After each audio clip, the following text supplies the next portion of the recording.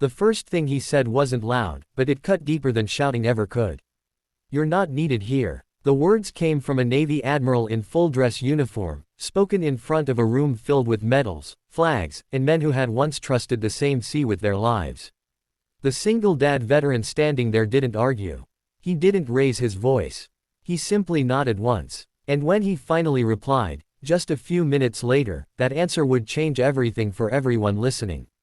So before this story unfolds, take a second. If you believe in resilience, sacrifice, and second chances, like this video and subscribe to the channel, because stories like this remind us why humanity still matters. His name was Daniel Cross. He was 38, though the years of deployment had carved deeper lines into his face. A former Navy combat medic, honorably discharged after an injury that never fully healed, Daniel now lived a quieter life far from the bases and ceremonies. Quiet, but heavy. Every morning began the same way, waking before sunrise, packing a small lunch, tying his daughter's shoes while she yawned sleepily, and pretending he wasn't afraid of the day ahead. Lily was 7, curious and gentle, with her late mother's eyes. Daniel had learned to braid her hair by watching shaky tutorials late at night, learned to cook simple meals, learned how to smile even when the house felt too empty. The invitation to the naval base had come unexpectedly. A letter stamped official, requesting his presence at a veterans evaluation forum. Daniel almost didn't go. He'd been passed over before. Programs promised support and quietly denied it. Committees thanked him for his service and sent him home with pamphlets. But Lily had looked up at him when he opened the letter and asked, "Daddy, is that from the Navy?" And something in her voice, hope mixed with pride, made him say yes. The hall was imposing, polished floors reflecting chandeliers, walls lined with photographs of admirals and heroes.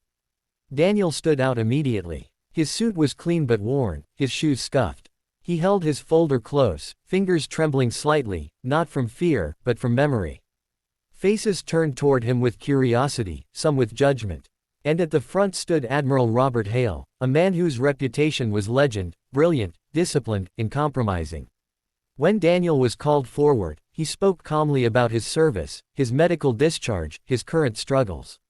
He explained that he wasn't asking for charity. He wanted to contribute again, to train medics, to mentor younger sailors, to serve in any capacity possible while raising his daughter alone. He spoke plainly, honestly, without drama. The room was silent when he finished. The Admiral studied him for a long moment, eyes sharp, unreadable. Then came the words, "You're not needed here." A murmur rippled through the room. Daniel felt the familiar weight settle in his chest, the one that always came when doors closed quietly in front of him. He nodded, thanked the panel, and stepped back. He didn't see the Admiral's gaze linger, curious now, almost unsettled. During the break, Daniel sat alone near a window overlooking the harbor. Ships rested in the distance, massive and proud. He remembered nights at sea, the sound of waves against steel, the cries of injured men calling his name. He remembered saving lives, losing others, and promising himself he'd always show up when needed. Even now, a young officer approached him hesitantly. "Sir, I just wanted to say, I heard about what you did in the Gulf. My brother's alive because of a medic like you."